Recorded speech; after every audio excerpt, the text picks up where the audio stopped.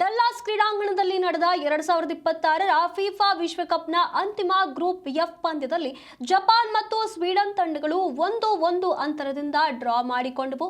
ಈ ಫಲಿತಾಂಶದೊಂದಿಗೆ ಎರಡೂ ತಂಡಗಳು ನಾಕ್ಔಟ್ ಹಂತವಾದ 32ನೇ ಸುತ್ತಿಗೆ ಅರ್ಹತೆ ಪಡೆದಿವೆ. ಈ ಟೂರ್ನಿಯಲ್ಲಿ ಜಪಾನ್ ಅತ್ಯುತ್ತಮ ಪ್ರದರ್ಶನ ನೀಡಿ 1 ಗೆಲುವು ಮತ್ತು 2 ಡ್ರಾಗಳೊಂದಿಗೆ ತಮ್ಮ ಗ್ರೂಪ್ ಸ್ಟೇಜ್ ಅನ್ನು ಅಜೇಯವಾಗಿ ಮುಗಿಸಿವೆ. ಮತ್ತೊಂದೆಡೆ ಸ್ವೀಡನ್ ಮುಂದಿನ ಸುತ್ತಿಗೆ ಮುನ್ನಡೆಯಲು ಅಗತ್ಯವಾದ ಅಂಕಗಳನ್ನು ಸಹ ಕಲಿ ಹಾಕಿತು.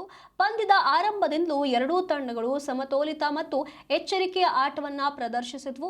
ಮೊದಲಾರ್ಧದಲ್ಲಿ ಜಪಾನ್ ಚೆಂಡಿನ ಮೇಲೆ ಹೆಚ್ಚಿನ ನಿಯಂತ್ರಣವನ್ನು ಕಾಯ್ದುಕೊಂಡಿತು ಮತ್ತು ಮಿಡ್ಫೀಲ್ಡ್ನಲ್ಲಿ ಪ್ರಾಬಲ್ಯ ಸಾಧಿಸಿತು. ಆದರೆ ಸ್ವೀಡನ್ನ ಬಲವಾದ ರಕ್ಷಣೆಯು ಜಪಾನ್ಗೆ ಮುನ್ನಡೆ ಸಾಧಿಸಲು ಅನುಮತಿಸಲಿಲ್ಲ.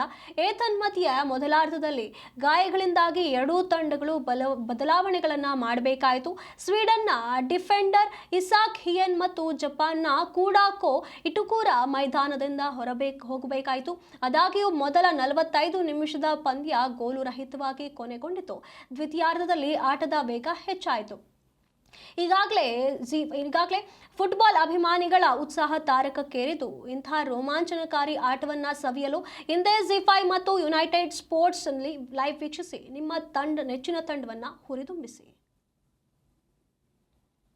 ಫುಟ್ಬಾಲ್ ಅಭಿಮಾನಿಗಳ ಉತ್ಸಾಹ ತಾರಕಕ್ಕೇರಿದ್ದು, ಇಂತಹ ರೋಮಾಂಚನಕಾರಿ ಆಟವನ್ನು ಸವಿಯಲು ಹಿಂದೆ ಜಿ5 ಮತ್ತು ಯುನೈಟೆಡ್ ಸ್ಪೋರ್ಟ್ಸ್ ಲೈವ್ ವೀಕ್ಷಿಸಿ ನಿಮ್ಮ ನೆಚ್ಚಿನ ತಂಡವನ್ನು ಹುರಿದುಂಬಿಸಿ.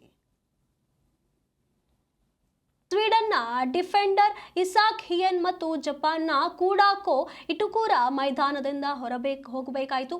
ಆದಾಗ್ಯೂ ಮೊದಲ 45 ನಿಮಿಷದ ಪಂದ್ಯ ಗೋಲು ರಹಿತವಾಗಿ ಕೊನೆಗೊಂಡಿತು.